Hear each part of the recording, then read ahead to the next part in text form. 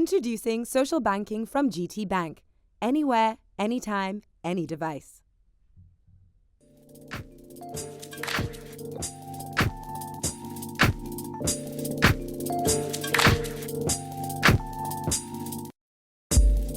My name is Shade Ladipo, founder and CEO of Avienti Ltd, which is a destination management company based in Lagos.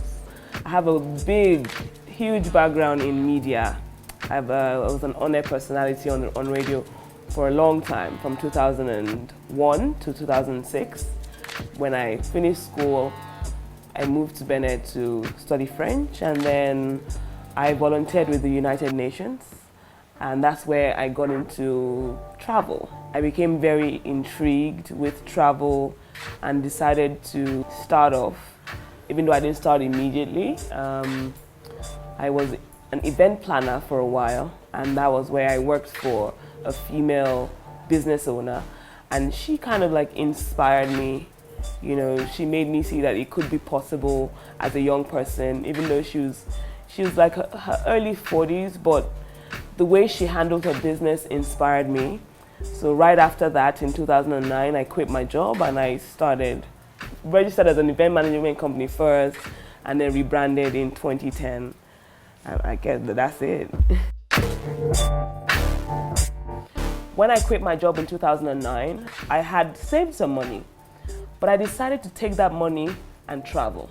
So I took the money, I bought a ticket to Egypt, Dubai, Nairobi, and I just went for 3 weeks.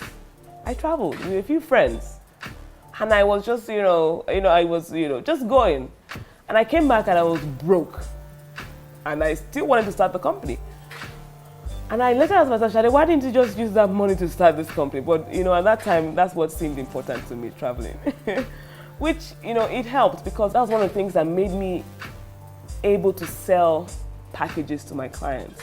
The fact that I had visited the destinations. I love to volunteer where they don't pay me. Because when people don't pay you, that's when they will open up everything to you. When they are paying you, they limit it. That's what I realized it. So I've volunteered in so many places. I volunteered with, can I call their names? Plenty places. But what I picked up, I know that if I was working there as a full staff, I would not have gotten an opportunity. So a lot of young people are, I don't want to say they're afraid of volunteering, but they're just skeptical. But guess what? The more work they give you, the more they're giving you the opportunity to learn something new.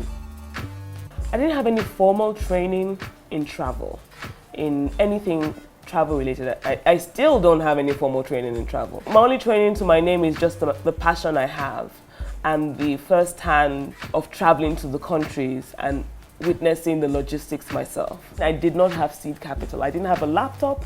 I didn't have a place to work. I had nothing, basically. Now, the only thing I had was skill. I was coming from an event management background, and I'm a 110 kind of person. If I'm working anywhere for someone, I give 110. So the place I was working, a lot of people didn't believe I had left, So they kept on throwing jobs at me, event management jobs. So I was like, okay, let me take a few and, at least just make some money. So I took 1 or 2 jobs, and I just, I got like 100, 200,000. I bought a laptop, I bought a computer, I got an internet modem, and I began. The first thing I did, though, was to convince family and friends. A lot of people say, oh, I don't do business with family and friends because they're not professional. I say, as a business person, if you cannot sell to your family and friends, then you cannot convince people who don't even know you to buy from you. If family and friends can buy from you successfully and you can collect your money, then strangers won't be a problem. At a point, I took on a bit more than I could chew at the beginning in 2009, and it was such a terrible time. I cried. I remember so clearly, January 2010, I cried every day for like 10 days because people were calling me liar, thief, you're this, you're that, you're a fraud.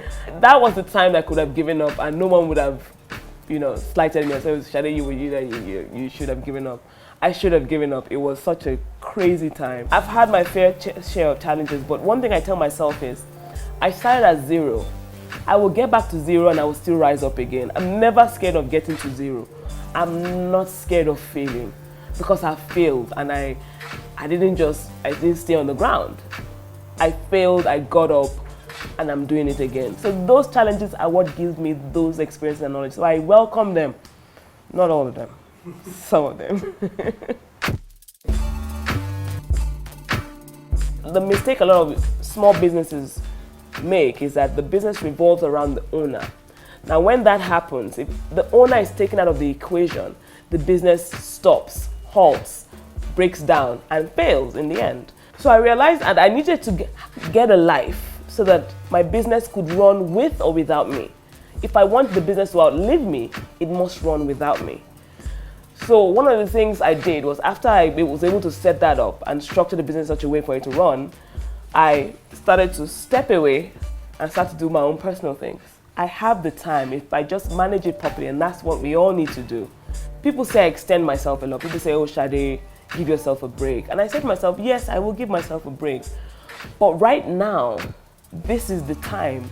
I have 24 hours for just me. I can determine what my 24 hours will look like. No one determines what my 24 hours look like. So why don't I do as many things as I would like? Hobby, play, money, work, everything, which is what I'm doing. Everything I want to do.